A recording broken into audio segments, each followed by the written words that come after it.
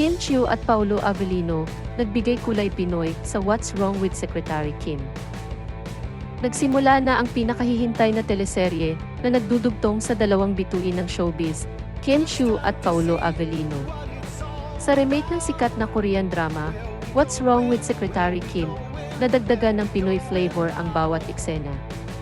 Parehong excited ang mga bida sa pagbabahagi ng kanilang kakaibang chemistry at pag-arte.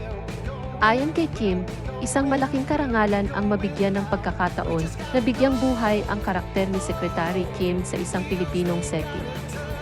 Dagdag pa ni Paulo, binigyan nila ng bagong twist ang kwento para mas lalong magustuhan ng Pinoy audience. Sa kabila ng hamon, nagpapasalamat sila sa mainit na pagtanggap ng mga manonood sa kanilang unang sabak sa isang proyektong magkasama. Naging tulay ang proyekto upang mas lalo nilang maipakita ang yaman ng kulturang Pilipino sa pamamagitan ng pag-arte. Tunghayan ang kanilang kwento at maranasan ang kakaibang touch ng pag-ibig at komedya. Dito lang sa What's Wrong with Secretary Kim.